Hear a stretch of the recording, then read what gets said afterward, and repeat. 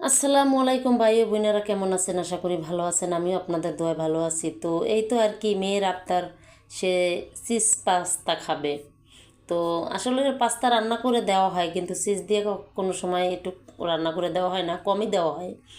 কারণ সময় লাগে, চিজটা দিয়ে রান্না করতে গেলে তো একটু সময় লাগে, বা যত আইটেম করব ততই তো সময়ের প্রয়োজন হয়। তো কাজে কর্মে ব্যস্ত থাকে, তো জানেনই আপনার বোন কাজে কর্মে ব্যস্ত থাকে। তো এদিকে পাস্তার পানি চুলাই দিয়া এদিকে মেয়ের মেয়নিজ বানাইতে আসছে। মেয়ে বানাবে বলছে যে আম্মু আমি বানাবো। ঠিক আছে, তুমি যেহেতু বানাবা বানাও। তো উনি তো আর কতটুকু দিতে হবে এটা তো আইডিয়া ওনার নেই। তো আমি এবার এখানে সব কিছু দিয়ে দিলাম, যে এটার পর এটা দেওয়া আমি বলে বলে দিচ্ছি। আর ও আর কি মেয়নিজটা কীভাবে বানাবে ওগুলো ও দিচ্ছে, যে কোনটার পর কোনটা দিবে। তো দেখেন, একটা ডিম দিয়ে আমরা কতগুলো মেয়োনিজ বানাইলাম, তাই না? তো এক কাপ পরিমাণ, এক কাপ আর পুরো একটা কাপ আপনার মেয়োনিজ হয়। তো এই মেয়োনিজগুলো যদি আমরা কিনতে যাই, তো কিনে আনতে গেলে দেখা যাচ্ছে কত টাকা দাম নেয়। তো বাসায় যদি আমরা স্বাস্থ্যকর খাবার বানাইয়া খাই তো ভালো না? তো এদিকে আবার মনে করেন যে আমি পানি গরম দিয়া মেয়েকে দেখাই দিলাম যে মেয়োনিজ কীভাবে তৈরি করতে হয়। তো মেয়ে আবার এগুলো দিচ্ছে।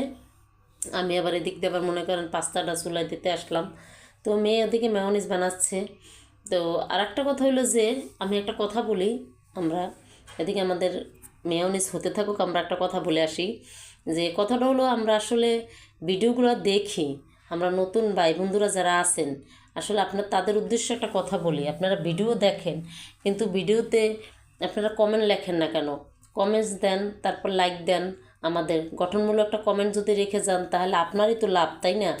কারণ আপনি একটা গঠনমূলক কমেন্ট যদি আমার এখানে রেখে যান, তাহলে কিন্তু আপনিও আমার এখান থেকে ফলোয়ার পাবেন, তাই না? যে আমার 5,000 ফলোয়ার থেকে আপনি একজন না দুইজন তো পাবেনই। এরকম করে কিন্তু আপনারও ফলোয়ার বাড়বে।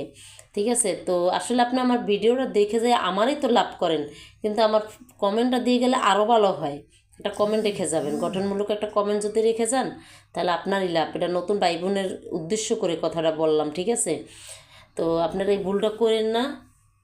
এটা করলে এরকম কিন্তু প্রথম প্রথম আমিও করতাম, যে আমি মানুষের ভিডিও দেখতাম, সবার ভিডিও দেখতাম, কিন্তু আমি কিন্তু আপনার ভিডিও দেখার পরে আমি লাইক কমেন্ট করতাম না, খালি শুধু ভিডিওই দেখতাম।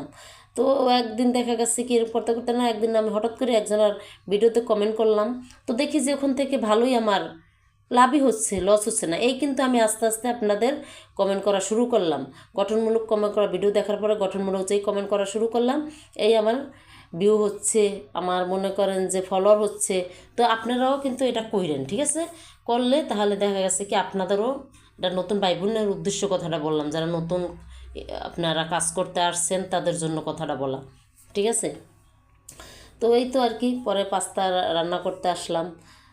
তো পাস্তা রান্না করে ওদিকে মেয়ে তো একটু পরপরই মনে করেন যে বলছে আম্মু কখন দিবা, কখন দিবা, এখনও হয় নাই কেন, আমার ক্ষুধা লাগছে। মানে ওর পছন্দের খাবার যেদিনকে রান্না করা হয় ওদিনকে রান্নার আগে ক্ষুধা লাগে, ঠিক আছে? দুপুরে কিন্তু ভাত খায় নাই সে, দুপুরে এসে কিন্তু লুডুস খাইছে, লুডুস রান্না করে দিছি, উনি কিন্তু লুডুস খাইছে, দুপুরে ভাত খায় নাই। তো এখন দেখেন, এখন আবার সে চিজ পাস্তা খাবে। এখন আবার সে পাস্তার জন্য আর ক্ষুধা লাগছে। তা দুপুরে যে ভাত খেলো না, স্কুলের থেকে আসলো 12টা বাজে, তখন লুডুস খাইছে। তা সেই খাওয়ান থেকে এখন সন্ধ্যা 7টা বাজে, এখন তার আমার পাস্তা রান্না করার সময় আমাকে দিচ্ছে না, তার এতটাই ক্ষুধা লাগছে, বলেন, এতটাই ক্ষুধা লাগছে। তো এই তো আর কি। তো এদিকে আমি কিন্তু পাস্তা রান্না করতেছি, ওদিকে আমাদের ভাইরাল রোজা যে আছে, ভাইরাল রোজা, আমাদের ভাইরাল রোজামণি আছে, রোজামণিকে তো সবাই চিনেন, ঠিক আছে? ওদিকে আমাদের রোজামণি কী করছে তা যদি দেখেন তাই তো অবাক হয়ে যাবেন গা। আমার ভাত রান্না ছিল আর চা বানানো ছিল। দেখা গেছে আমি আবার রং চাটা আগে বানাই, মাঝে মাঝে যদি একটু থাকে, দেখা গেছে দুধ চা যদি একসাথে বানাই রাখি তাহলে ওটা তো খাওয়া যায় না, পরে গ্যাস হয়ে যায়। তো আমি আবার একটু রং বানাই, যদি একটু থাকে থাকলো, না থাকলে নাই, পরে ওটার সাথে দুধ মিলাইয়া তারপর আমি চাটা করি। এদিক দিয়ে কী করছে রোজামণি, আমার আবার চুলার উপরেই ভাতের পাতিলে থাকে, তা আমি যেহেতু মানে ভিডিও করব, তারপর রান্না করব এটা, তো আমি এগুলো আমার কাছাকাছি আমার সামনে নামাই, আমার পিছনে এটা রাখা। এদিক দিয়ে রোজামণি কী করছে, মনে করেন যে ওটার ভিতরে আমার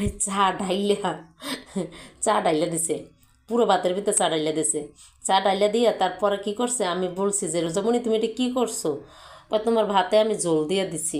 শুনছেন, আমার ভাতে সে ঝোল দিয়ে দিছে, বুঝছেন। এই করে আমার আপনাদের ভাইরাল রোজামণি। আর এদিক ক্যাপসিকামটা আবার আমি কী করি জানেন, আমি কিন্তু একটু হালকা তেলের উপরে এটা ভাজে নিই। কারণ বাজার কারণ হয়েছে এইটা যে ক্যাপসিকামটা যদি আমি একসাথে আসলে আমি তো ফ্রিজে রাখি অনেকগুলো, যখন সিজনের সময় ফ্রিজে রাইখা দিলে কি হয় 12 মাস খাওয়া যায়, সব সময় তার পাওয়া যায় না। তারপর আবার ক্যাপসিকাম এই সমস্ত জিনিস তো দাম থাকে। তা আমি কী করি, সিজনের সময় আমি ফ্রিজে অনেকগুলো রেখে দিই। তো ও তখন ফ্রিজ থেকে নামাইলে দেখা গেছে কি ওটা বরফ থাকে, তখন এই যে দেখেন বাতের অবস্থা দেখছেন। তো আমি আবার ওটা কী করি, একটু তেলের উপরে ভাজা দিয়ে দিই, তাহলে ওই জিনিসটা আনামানাম থাকে, ভালো দেখা যায়। নাহলে তো দেখা যায় না, গলে যায়, তাই না। রান্না করতে গেলে এগুলো গলে যায়। তো এই তো আর কি, রান্না শেষ, এখন মেয়েকে দিব। হ্যাঁ, মেয়েকে দিচ্ছি। আর মেয়ে দেওয়ার পরে দেখেন মেয়ে কি খুশি হয়। এটা পাওয়ার পরে আমার মেয়ে কতটা খুশি হয় সেটাই যে দেখেন। তারা এই যে মেয়োনিজ তারে দিয়ে দিলাম, এত কিন্তু হবে না, হে আরও নিয়ে নিয়ে খাবে। হ্যাঁ, এত তার হবে না।